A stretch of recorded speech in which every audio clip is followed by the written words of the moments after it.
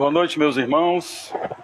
Saúdo a todos com a graça e a paz do nosso Senhor e Salvador Jesus Cristo. Nós vamos, nessa noite, refletir num texto que eu trouxe uma mensagem há 2 anos atrás aqui na igreja, e quando eu vi a confusão gerada, na pregação daquele pastor que falou de fazer uma releitura da Bíblia, de atualizar a palavra de Deus, e aí eu tive a curiosidade de ouvir qual era a mensagem que ele tinha, qual texto ele tinha usado, qual era o foco da mensagem dele. E aí eu descobri que era exatamente dessa mensagem de Filemon, que está no livro de Filemon, que tem apenas um capítulo, são 25 versículos, e eu não compreendi bem tudo que ele falou com relação a esse texto, porque o que ele condena nesse texto é exatamente a mensagem que o texto traz. E aí eu me lembrei dessa mensagem que eu trouxe há 2 anos atrás e vou repeti-la hoje, porque é que naquela época nós não gravávamos ainda os cultos de quarta-feira. Então, abra sua Bíblia no livro de Filemon, deixe ela aberta aí, porque nós vamos navegar pelos 25 versículos deste único capítulo. E na abertura, eu quero ler apenas a saudação do apóstolo Paulo a Filemon. E diz assim a partir do versículo 1. Eu, Paulo, prisioneiro de Cristo Jesus, e o irmão Timóteo, ao amado Filemon, também nosso colaborador, e a irmã Áfia e a Arquipo, nosso companheiro de lutas, e a igreja que está em tua casa, graça e paz a vós outros da parte de Deus, nosso Pai e do Senhor Jesus Cristo. Vamos orar. Senhor Deus, nosso Pai, nós te agradecemos, meu Deus, por esta tão rica palavra, esta palavra que para nós é vida, que para nós é alimento, mesmo que muitos a rejeitem, mas nós te somos gratos, porque o teu Espírito Santo nos moveu a crer nesta palavra e a amar esta palavra. Nós queremos te pedir nessa noite, que o teu Espírito Santo ilumine a cada um que está aqui, me abençoe também nesta mensagem e que tudo, Senhor, contribua para a edificação da tua igreja, em nome de Jesus. Amém. Meus irmãos, na mensagem daquele homem, do Ed René Kivitz, ele utilizou esta carta, e eu separei algumas coisas que ele falou, até onde eu consegui escutar, porque teve um momento que não deu mais para ouvir, porque causava asco, ouvir tanta heresia, tanta tolice. Mas ele diz algumas coisas, como que esta carta de Paulo era a mais difícil de ser interpretada ou tratada. E aí disse, se não é a mais difícil, é uma das mais difíceis, porque ele diz que o assunto é muito controverso. Ele diz que é uma carta que não deve ser lida da forma usual, da cultura religiosa, da forma como nós, que somos cristãos, lemos, dentro da cultura cristã, dentro da cultura do Evangelho. E aí ele usa um termo assim, olha, não deve ser lida de uma forma piedosinha. Ele até faz uma chacotazinha, no início. Não é para ser lida de uma forma piedosinha, buscando ensinamentos práticos para a vida cristã. Ora, mas o que é o Evangelho, se não ensinamentos práticos para a vida cristã, para a nossa vida? Quando nós lemos a palavra de Deus, toda ela, mas sobretudo os evangelhos, são ensinamentos práticos para a nossa vida.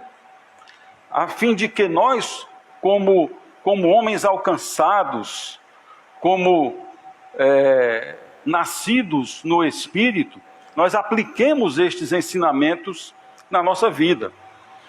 Ele diz que esta carta de Paulo legitima a escravidão. E ele diz que hoje esta carta serviria de base bíblica, com o objetivo de qualquer pessoa defender a escravidão. Ele resume a história desses 25 versículos tão ricos. Ele resume como sendo simplesmente o envio de um escravo fugitivo e ladrão, forçando e constrangendo o seu dono a receber este escravo de volta. Como se o apóstolo Paulo estivesse constrangendo a Filemon, forçando a Filemon a receber aquele escravo fujão. E ele acusa Paulo de fazer tipo chantagem emocional com Filemon, com o objetivo de convencê-lo a receber aquele escravo de volta. Ele traz a situação, o contexto da carta aos nossos dias e diz ser inimaginável que um cristão agisse como Paulo agiu. Ora, nós temos o apóstolo Paulo como exemplo, assim como todos os outros apóstolos. E Paulo diz para nós: sede meus imitadores, assim como eu sou de Cristo. Mas ele diz que é inimaginável que um cristão hoje agisse dessa forma que Paulo agiu. Ele condena o apóstolo Paulo. Ele diz que é preciso utilizar uma nova lente na leitura desse texto, a fim de enxergar esta carta, que ela precisa receber um novo entendimento e tratamento hermenêutico, ou seja, uma nova forma interpretativa, uma melhor leitura interpretativa. E ele desenvolve todo um raciocínio que, se fosse validado, que se recebesse apoio dos crentes, porque apoio ele tem recebido.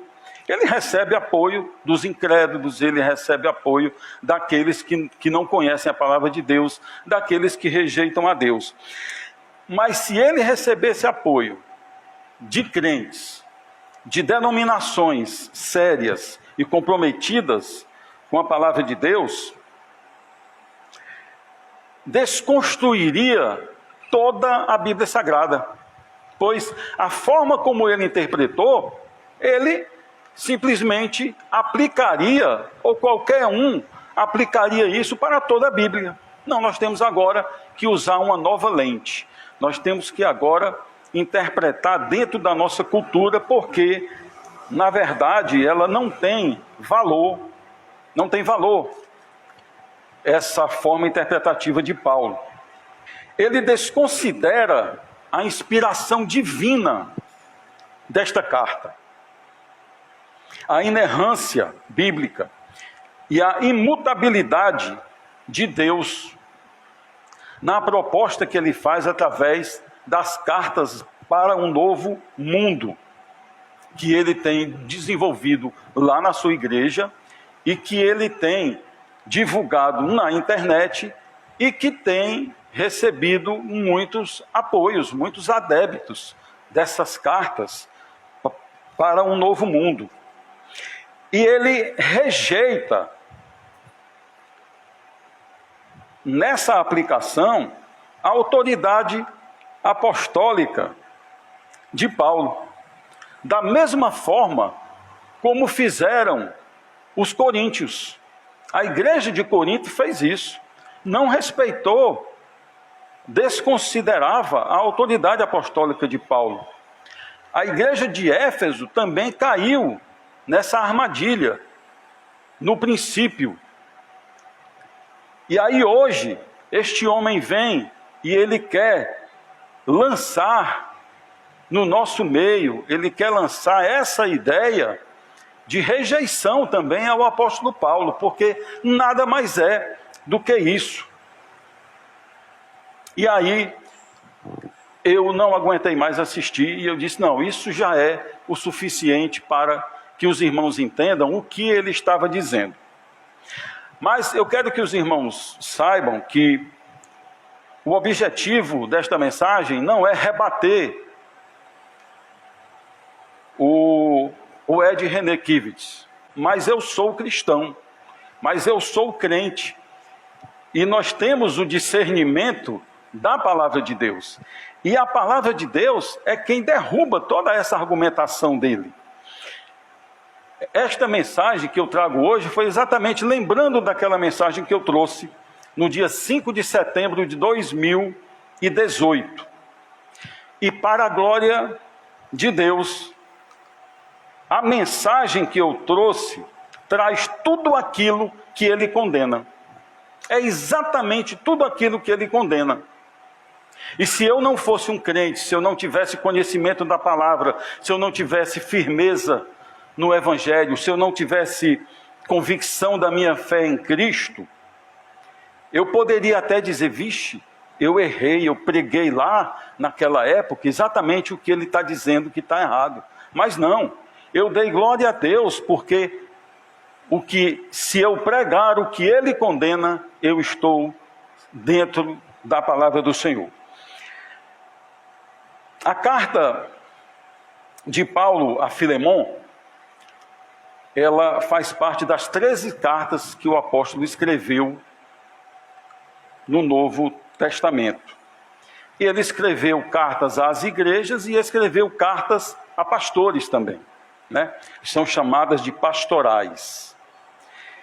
Esta carta, ela foi escrita na prisão. Paulo estava em Roma, estava preso. E ela foi enviada a Filemon juntamente com a carta à igreja de Colossos. Na mesma remessa, ele enviou a carta a Filemon e enviou a carta aos Colossenses. O que nos faz crer nisso? É que quando nós lemos o capítulo 4 de Colossenses, nós vemos alguns versículos que se encaixam. Às vezes até uma tradução, uma repetição literal daquilo que ele diz. Se nós vermos aí o versículo 2 de Filemon, é o que o apóstolo Paulo diz no capítulo 4, versículo 17 da carta aos Colossenses, onde ele fala de Arquipo, a quem ele chama de nosso camarada, companheiro de lutas. No versículo 10 de Filemon, ele fala da mesma coisa do versículo 9, do mesmo capítulo 4 de Colossenses. E aí ele fala de Onésimo, a quem ele chama de meu filho.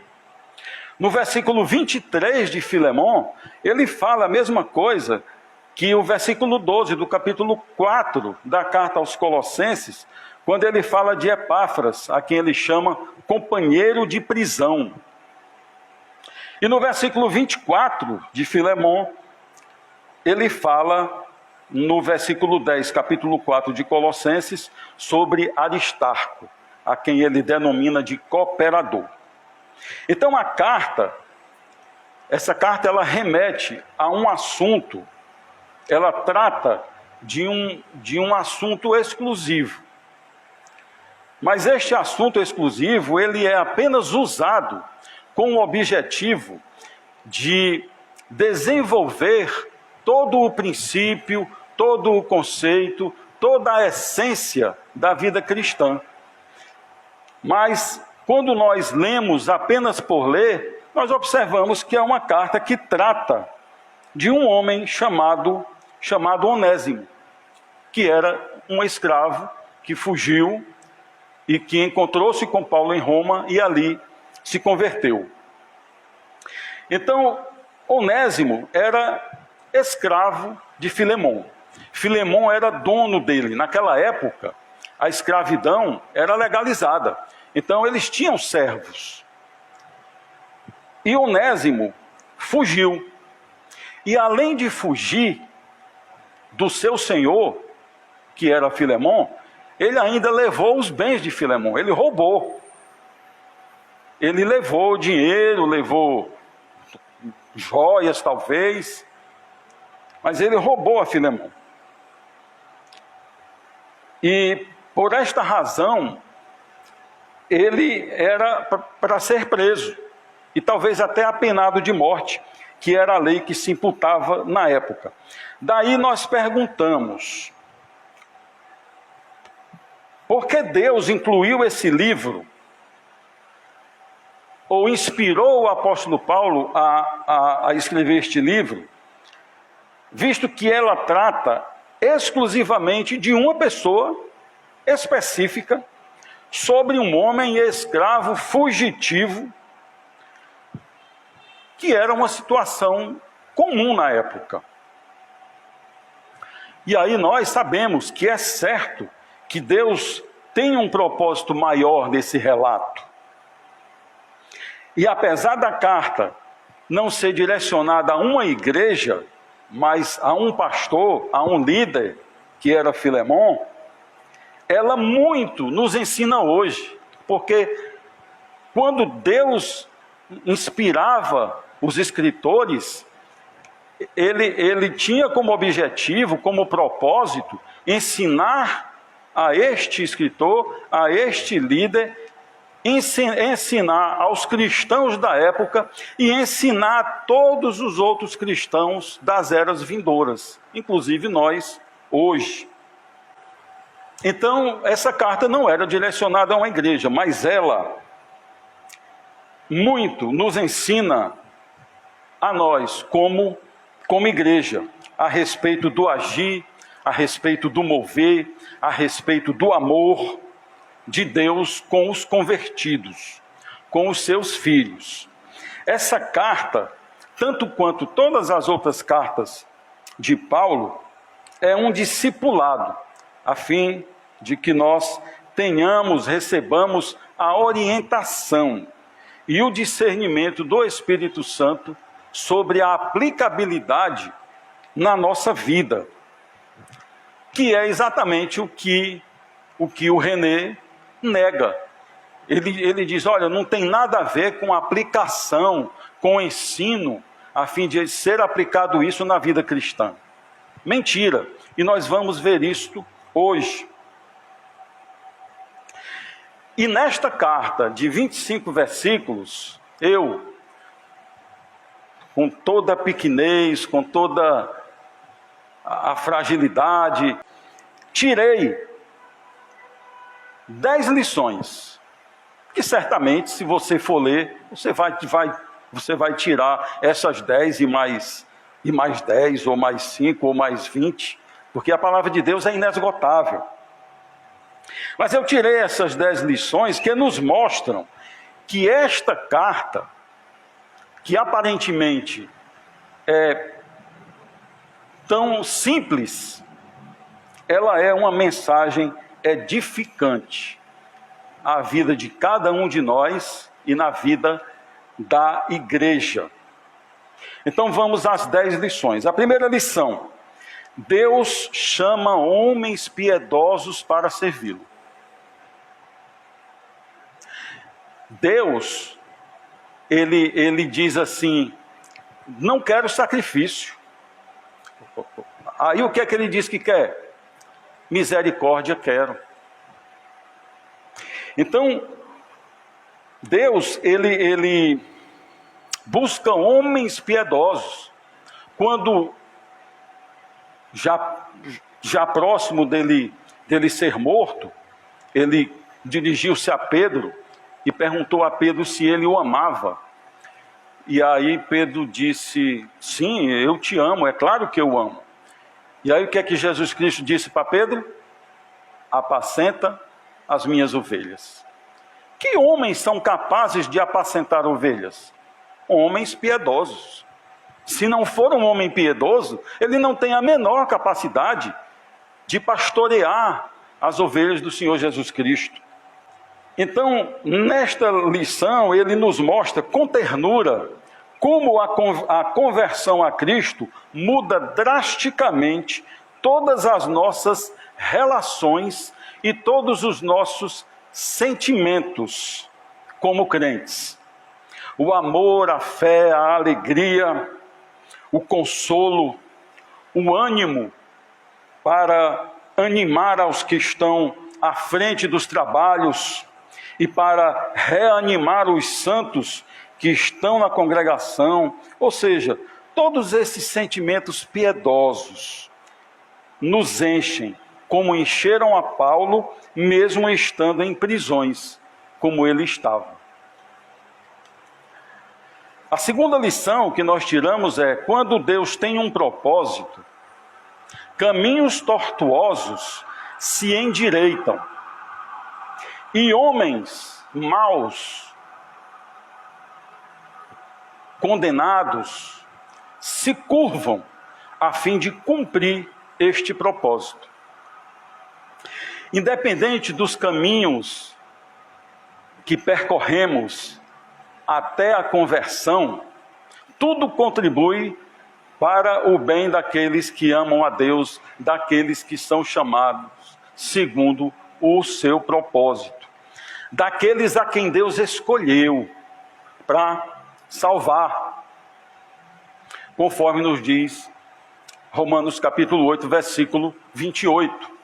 Então veja, Onésimo roubou a Filemon, seu senhor, fugiu de Colossos, foi para Roma, ouviu as pregações de Paulo e converteu-se. E o plano de Deus se cumpriu na vida dele. E aí é interessante que nós pensamos assim: Onésimo era escravo e vivia com Filemon. E nós vemos no começo aqui, nas saudações, na igreja que está na tua casa. Então ele certamente convivia no meio dos crentes ali. Então ele ouviu muitas palavras sobre Jesus, sobre salvação, sobre novo nascimento. E certamente ele não compreendia, mesmo recebendo todos aqueles ensinos diretos, porque eu creio que as pessoas que estavam ali, e até mesmo Filemon, tentavam converter a ele também, pregavam o evangelho para ele. A Bíblia não diz isso, mas como crente, eu creio que Filemon faria isso, mas também indiretamente, nas coisas que ele ouviu, sem ser para ele, nos momentos dos cultos, das reuniões. Então, isso nos remete a pensar que caminhos nós trilhamos até nos rendermos a Cristo. Cada um de nós aqui tem uma história, cada um de nós tem um caminho que trilhou, que percorreu até se render ao Senhor Jesus. E só nós e Deus sabemos, não é verdade? Mas nós sabemos que, independente dos caminhos que trilhamos, tudo contribui, tudo contribuiu a fim de que nós chegássemos até aqui. Amém? Veja, Onésimo vivia com Filemon, conhecia o seu caráter, conhecia a igreja, ouvia falar de Cristo, mas foi preciso sair de lá, fugitivo, para encontrar Paulo em Roma e ser alcançado ali. Este era o propósito de Deus na vida de Onésimo. Talvez, se ele se convertesse lá, não fosse uma conversão sincera. Então ele teve que fugir, cometer aqueles crimes para se render aos pés da cruz lá em Roma. Terceira lição: não importam os pecados passados. Nenhuma condenação há para os que estão em Cristo Jesus. Romanos 8, versículo 1. Onésimo precisou ser levado para Roma, para lá ouvir o chamado. Por que isso? Por qual razão que foi necessário? É porque aquele a quem Deus escolheu desde a fundação do mundo, a esse também predestinou, a fim de serem conformes à imagem de seu Filho. Versículo 29, também do capítulo 8 de Romanos. E ele foi chamado, foi justificado. Onésimo foi liberto da condenação. Ele continuava na lei dos homens como escravo, mas alcançado por Jesus Cristo, ele foi liberto. A quarta lição: o caráter cristão adquirido com o novo nascimento é inabalável. Não importam as circunstâncias.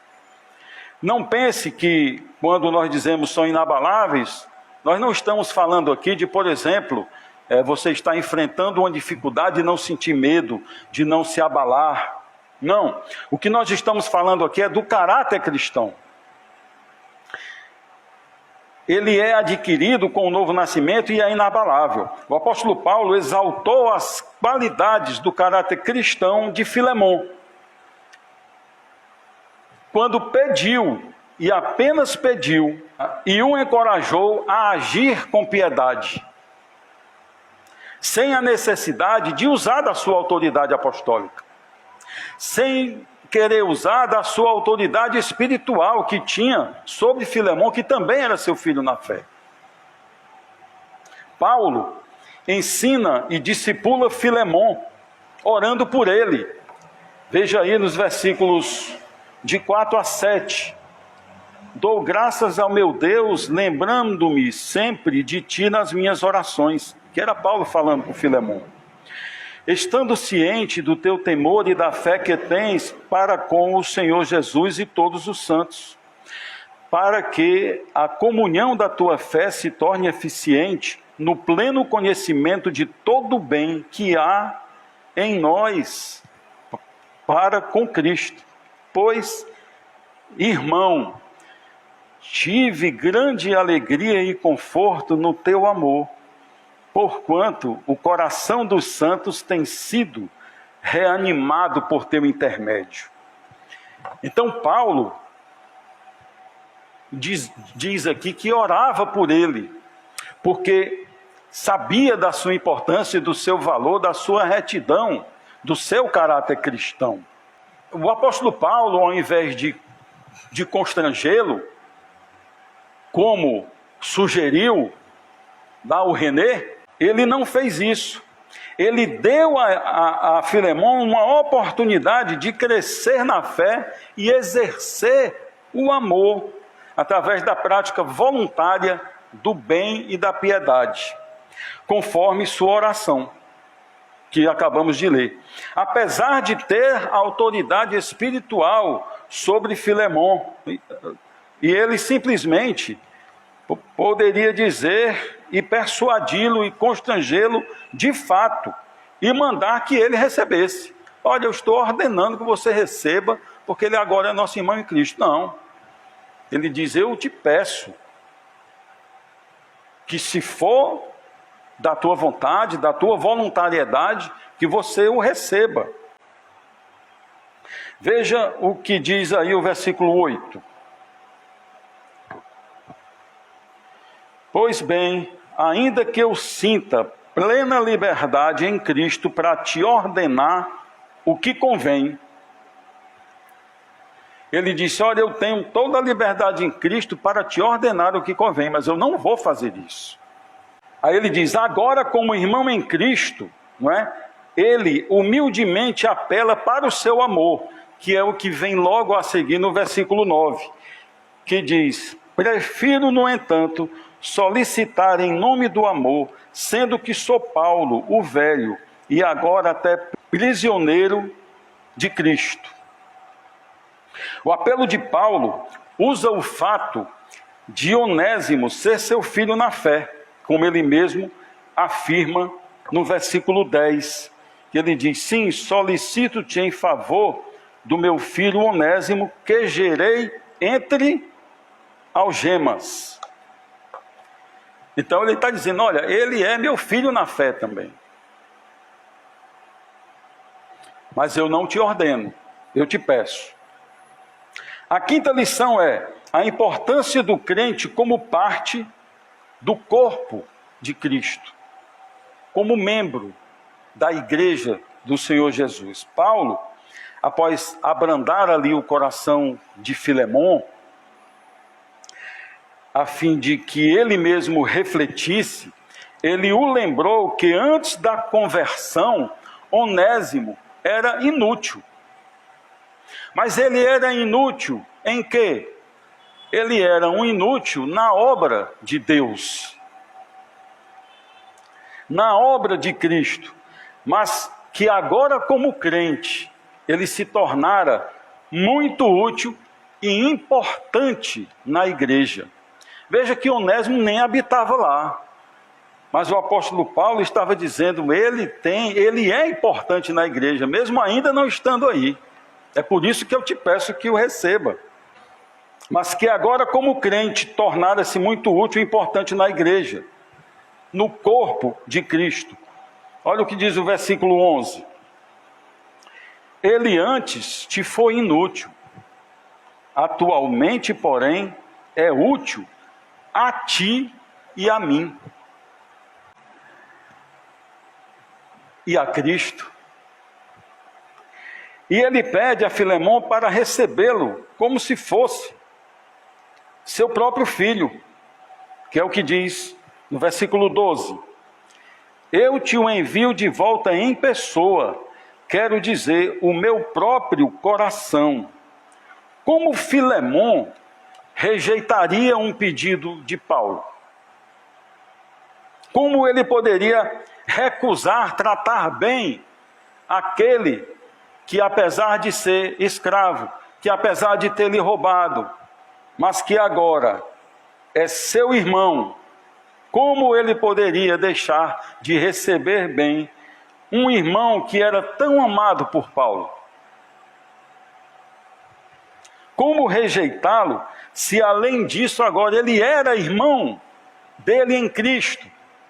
E aí quando nós falamos, ele era muito amado por Paulo, mas tem algo mais, tem algo maior do que isso, porque agora Onésimo também era amado por quem? Por Cristo. Porque ele agora fazia parte da família de Deus.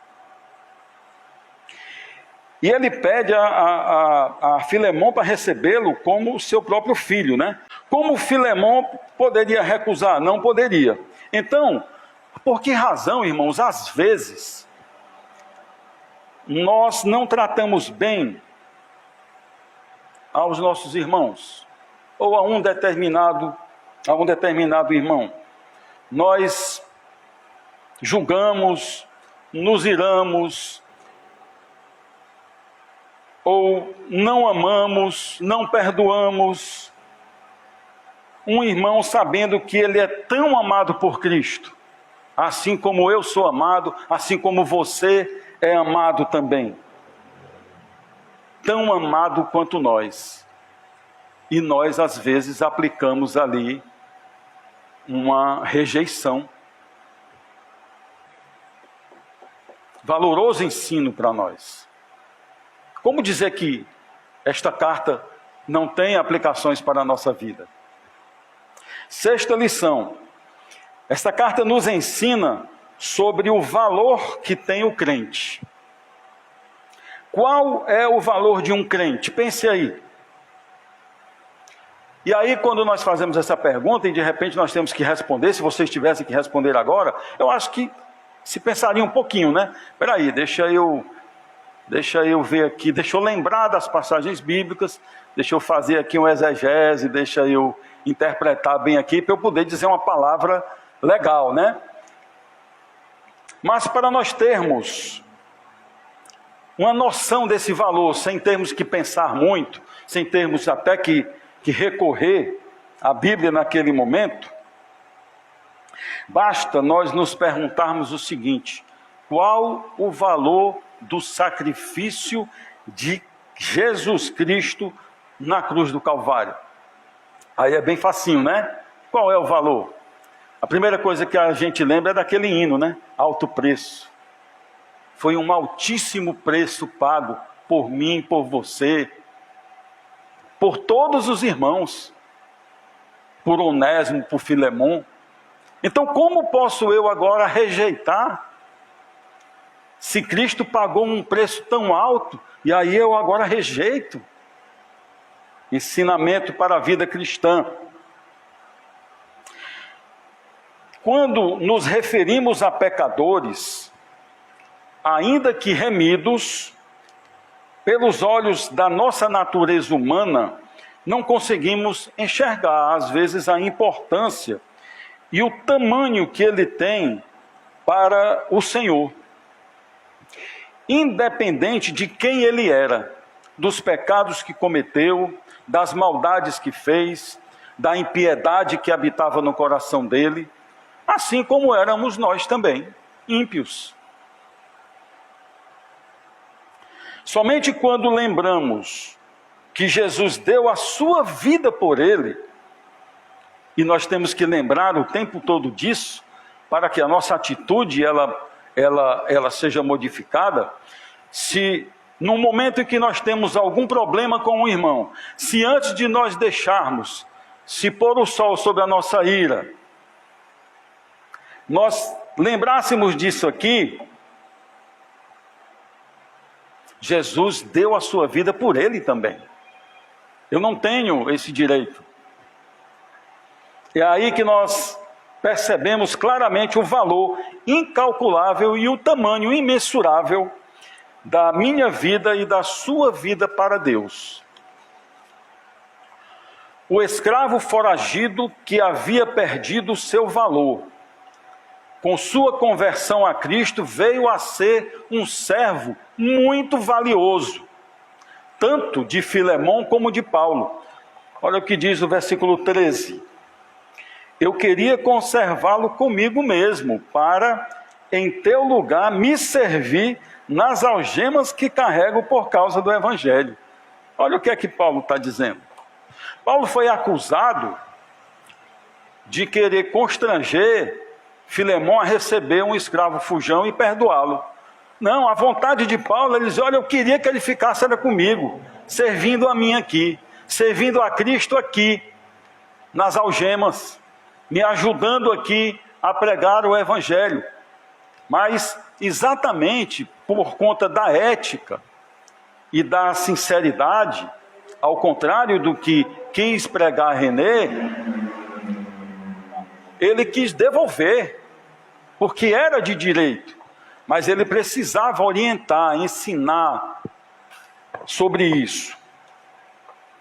Dessa forma, o apóstolo nos ensina a valorizarmos a todos os irmãos, sabendo que cada um contribui naquilo que é útil para a obra do Senhor, conforme o seu chamado específico e os dons distribuídos por Deus. Certamente, Onésimo teve uma função importante, determinada por Deus para servir naquela igreja. Sétima lição: a humildade do servo de Cristo independe da sua posição econômica, social ou política, eclesiástica. Aqueles cargos, né, que temos na igreja, não é o diácono, não é o pastor, não é o líder de união, não é o coordenador das comissões, nada disso. Cada um contribui naquilo que é útil. E a humildade do servo de Cristo independe dessas coisas terrenas, né? Desses status que o homem gosta de ter. Novamente, Paulo reforça o seu desprendimento e demonstra a sua humildade para Filemon. Olha o que diz o versículo 14. Nada, porém, quis fazer sem o teu consentimento. Humildade, né? Nada quis fazer sem o teu consentimento, para que a tua bondade não venha a ser como que por obrigação. Paulo estava dizendo, eu sei que se eu ordenasse você ia fazer, mas era obrigação. Completamente, uma interpretação lógica, basta ler o texto salta aos olhos. O texto tem que ser lido com as lentes de Cristo e não com novas lentes. Tudo muito claro. Para que a tua bondade não venha a ser como que por obrigação, mas de livre vontade, porque é isto que tem valor para Deus. Paulo nos ensina que um líder deve conduzir seus liderados e colaboradores sempre discipulando, sempre ensinando, sempre doutrinando. Essa palavra, doutrinar, ela tem sido usada pejorativamente, mas é isto que o apóstolo Paulo faz, ele ensina, ele exorta, tudo isso doutrinando, mostrando, ensinando a verdade para que isto seja aplicado na vida daqueles a quem ele discipula. Ensinando que o amor e o respeito devem ser evidenciados a fim de propiciar disposição, sentimento e estado de submissão ao Espírito Santo de Deus, gerando assim um comportamento espiritual que vai trazer a paz necessária. Não vai trazer nenhum sentimento de revolta porque está sendo imposto, não. Vai trazer paz, a fim de que Deus trabalhe no coração daquela pessoa. Era isso que Paulo estava fazendo com Filemão. E é isto que a palavra faz conosco quando nós lemos esse texto, quando nós compreendemos essas lições que estão aqui nas linhas e nas entrelinhas desse texto. Não nas entrelinhas das lentes do Ed René Kivitz. Ensinando que o amor e o respeito devem ser evidenciados, né?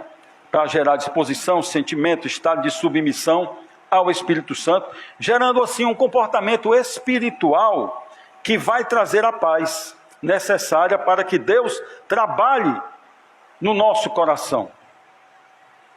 É isto que o Evangelho faz conosco. Ele trabalha para trazer esta paz ao nosso coração. Foi o que aconteceu com Filemão, pois ele era verdadeiramente um crente espiritual. Oitava lição: os princípios celestiais e eternos estão acima dos princípios terrenos e temporais. Os princípios celestiais e eternos estão acima dos princípios terrenos e temporais da nossa vida secular. Os valores e princípios do Evangelho estão acima dos conceitos humanos. Eles estão acima das ideologias do homem. Eles estão acima dos preceitos terrenos. Paulo mostra a Filemão a importância de Onésimo como servo do Senhor. Se ele fosse falar da importância de Onésimo como escravo, ele estava sem saída. Que importância tem um escravo? Ou teria o escravo, né? Então, ele mostra a Filemão esta importância de Onésimo como servo do Senhor, a fim de que ele agora o veja com outros olhos. E o que nos faz ver com outros olhos? O que nos faz enxergar a nossa vida depois da nossa conversão com outras lentes? É o Evangelho. É exatamente o contrário do que pregou o Ed René Kivitz. Ele diz que agora esta carta tem que ser lida com outras lentes. Mas nós sabemos como é que nós líamos quando não tínhamos o Espírito Santo de Deus. Eram com essas lentes que ele agora quer que todo mundo leia. As lentes são as lentes do Evangelho, são as lentes de Cristo, porque agora nós temos a mente de Cristo. Paulo nos ensina a lidar com algumas situações corriqueiras que acontecem nas igrejas o tempo todo. E por que que acontece? Porque nós somos homens, porque nós somos falhos, mas nós somos salvos, mas nós temos o Espírito Santo. E aí, quando nós usamos as lentes do Espírito Santo, nos ensinos da palavra de Deus, aí nós nos transformamos. Então, ele nos ensina a lidar com essas situações corriqueiras que podem causar possíveis rejeições. Por exemplo, quando algum membro, principalmente se ele for humilde, humilde que eu falo é em termos financeiros mesmo, ou se ele for um recém-chegado na igreja e passa a exercer alguma função, ou quando ele é reconhecido por algum dom e passa a ser usado em determinados trabalhos. Isso acontece, irmãos, nas igrejas. Chegou agora, já, né? Mas nas lentes do Evangelho, esta carta nos ensina isto. Tão precioso esse ensino, né? Não importa o tempo, importa o propósito de Deus. Antes, Onésimo era apenas, ele apenas servia para ajudar nas coisas materiais e transitórias, nas coisas terrenas e transitórias. Agora, ele é um irmão e servo de Deus, pronto para servir também nas coisas espirituais e eternas e celestiais. Veja o que diz os versículos 15 e 17. Pois acredito que ele veio a ser afastado de ti temporariamente, a fim de que o recebas para sempre. Possivelmente, se não tivesse acontecido essa separação, Filemon não teria esta oportunidade de enxergar a Onésimo dessa forma que o apóstolo Paulo quer, ou queria.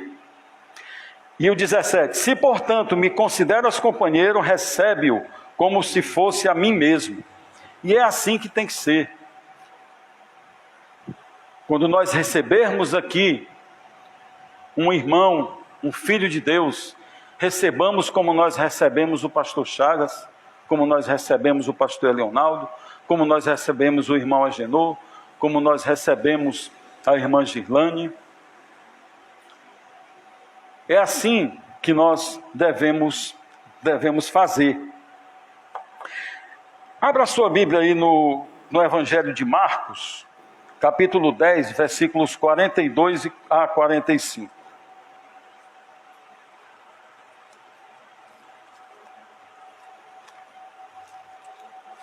Marcos 10,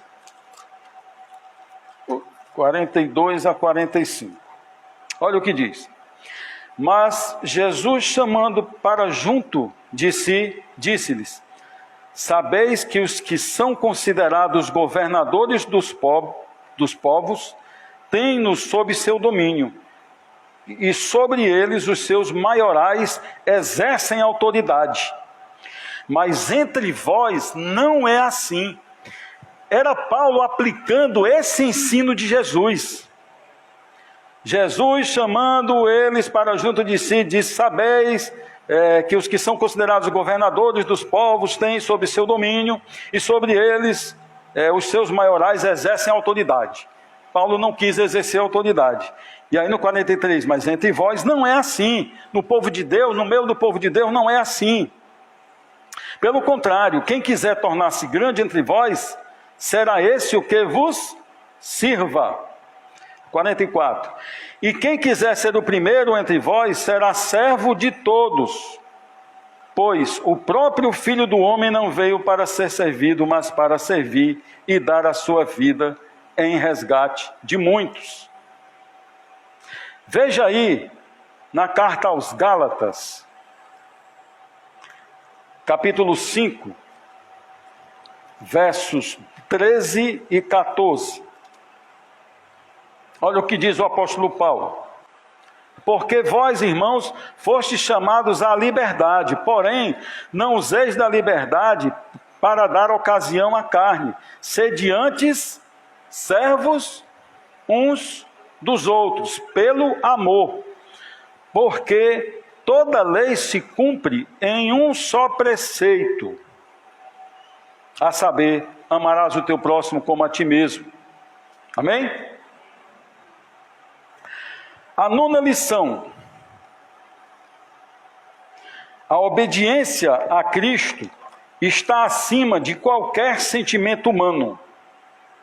A obediência ao Senhor Jesus está acima de qualquer sentimento humano. A atitude de quem tem um caráter cristão é evidenciada quando ele, tendo outras opções, tendo outras alternativas, tendo outra forma para agir, conforme a sua vontade, ele decide agir movido pelo ensino de Cristo, pelo ensino da palavra de Deus.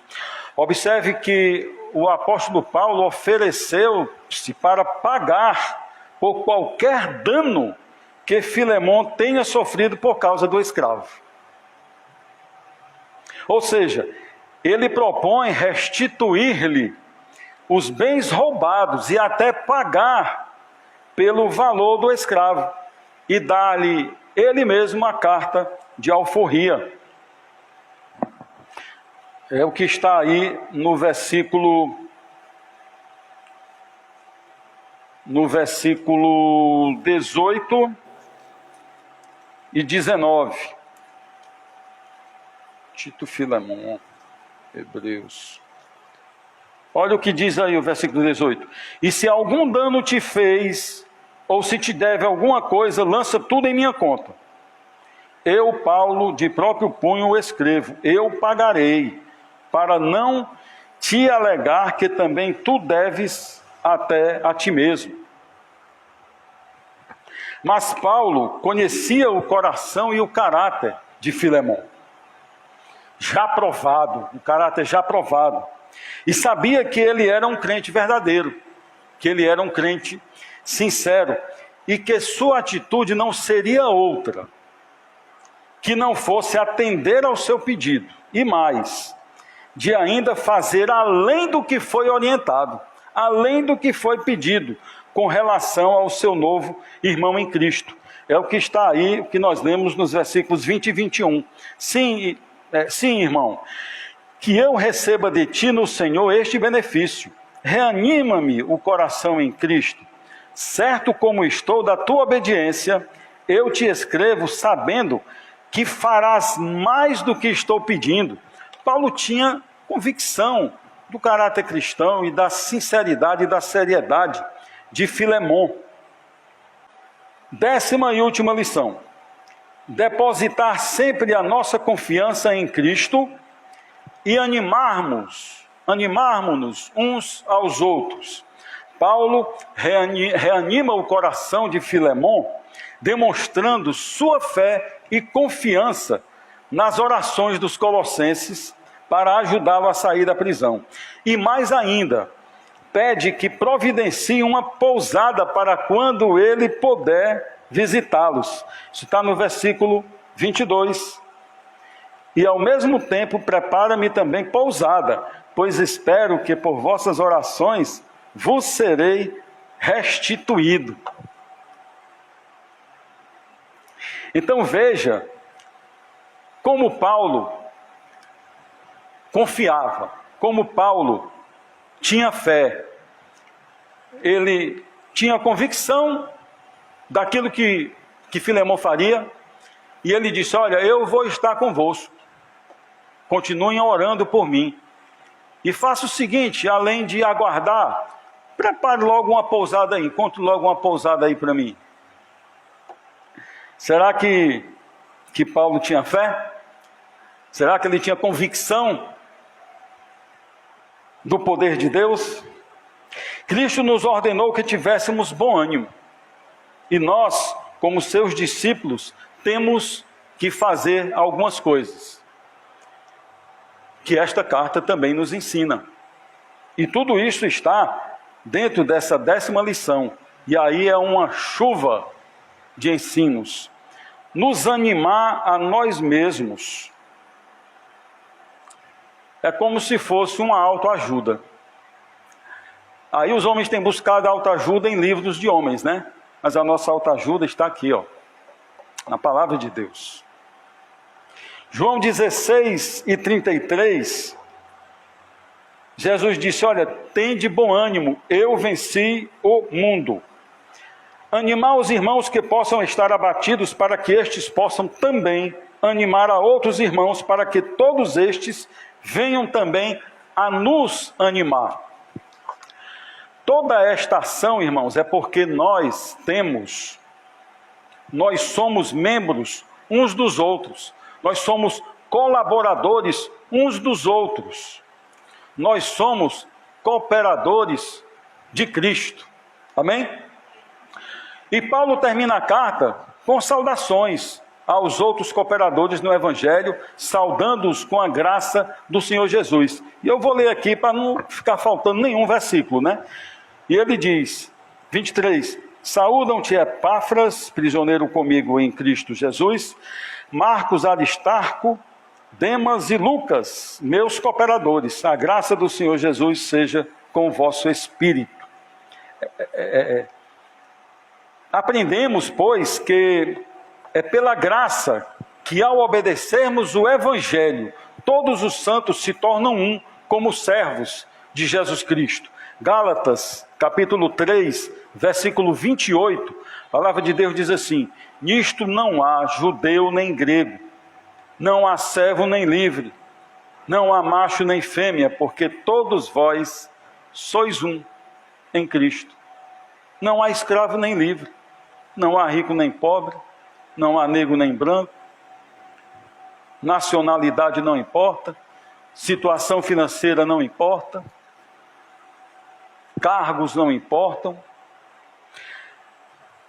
É isso que Deus nos ensina através da carta de Paulo a Filemon.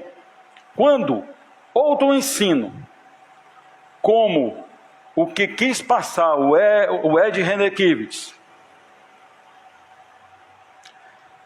nós, como crentes em Deus e na sua santa, gloriosa, imutável, inerrante e poderosa palavra de Deus, rejeitamos veementemente, firmemente, e nós podemos dizer, é heresia.